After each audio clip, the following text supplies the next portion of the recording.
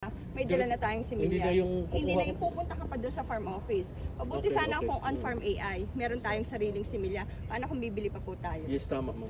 Inakita natin, ang pinakamabilis na standing heat period ay 8 hours.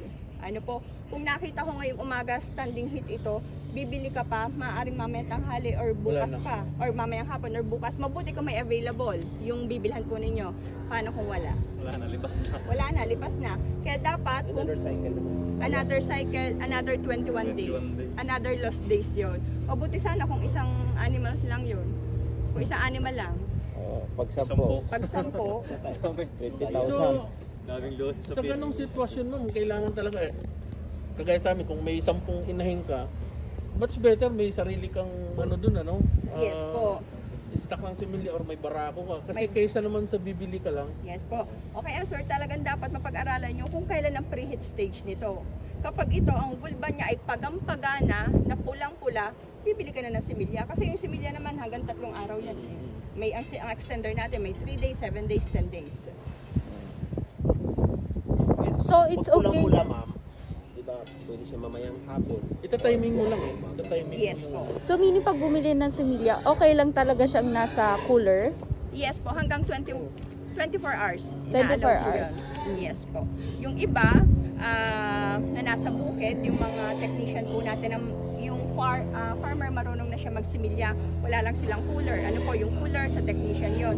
So ang ginagawa sa farm, noong backyard, kita nyo po yung katawan ng saging. No, kasi malamig yun. Yung katawan ng saging, ibubutas nila yon. Tapos ipapasok nila doon sa loob. Tapos ibabalik yung yung tinanggal hanggang 24 hours pwede po yun. Okay. Yun. Kasi ito po ay nasa preheat stage na. Kasi kapag nasa preheat stage, kung nakita natin ang umaga, maaari kasing mamayang hapon naglalandi na ito or bukas ng umaga. Madaming punusan. Ano po? May exercise po kayo na ilalagay ito sa plastic, tapos ilulubog. Kung ano yung mga pwede nating gawin. Factors affecting. Pag ako bumibili, bawal daw lumubog yan sa malamig na tubig. Yes po. Kasi yung exercise po ninyo, ipapasok nyo pa ito sa sa plastic para hindi siya mapasukan ng tubig.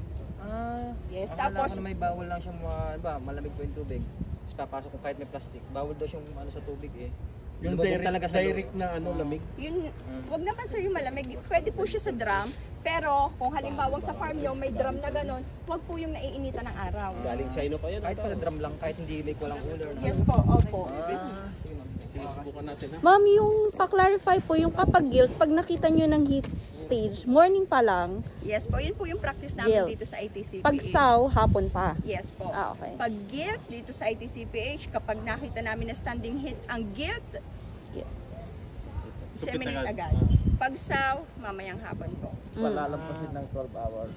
8 hours po. 8 hours. Ako, ang tanong ng iba, 3 araw, kasi may mga saw na 3 araw naglalande, ibig sabihin 72 hours na naglalande. Susumpitan ko po ba ito? Kayo po, kung 3 araw na naglalande ang inyong saw, at meron kayong similya, susumpitan niyo po ba ito? 72 hours na naglalande. Kamilang araw ang guilt na maglandi. Pinakamaigsi po ay 8 hours. Ano ba, naglalandi na siya, kailangan masumpitan mo within 8 hours? Yes po. Kaya dapat Kasi kung yung saw, naglalandi 72 hours, kung hindi mo sumpitan, di sayang naman. At kung sumpitan mo, parang 50-50, bahala na. Yes, I know po.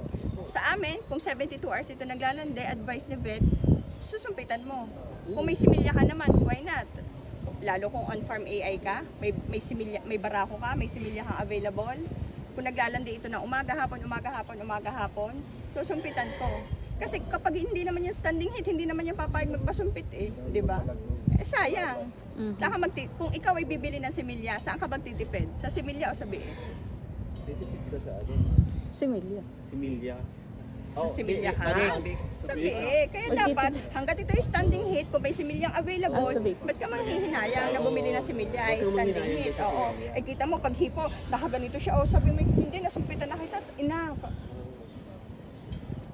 Yun yung limitations lang natin. Kahit ito ay standing heat, wala tayong mabilhan na similya. Gustuhin man ni Sir bigay yung similya niya, hindi pwede.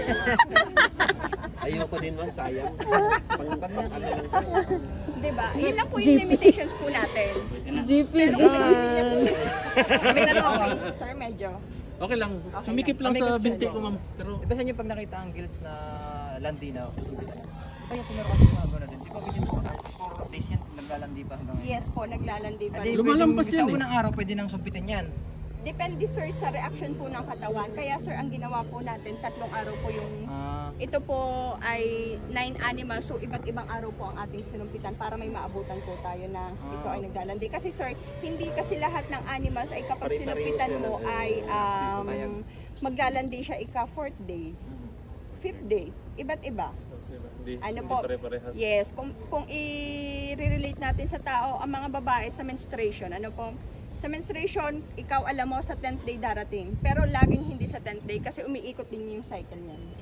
ma'am, Kaya sige. aabangan po ninyo. Ano po, kaya ang laging bili natin kapag magmo-monitor tayo, umaga at sa hapon. For example, yung guilt, sa umaga lang, 8 hours. Ano po, naglandi ito alas 8 ng umaga. Eh may lakad ka, nakalimutan mo. Mamayang hapon na pala. Pagdating mo ng mamayang hapon, wala na. Sasabihin mo, itong guilt na to hindi naglalandi. Eh kung pumunta ka kaninang umaga. Yun lang.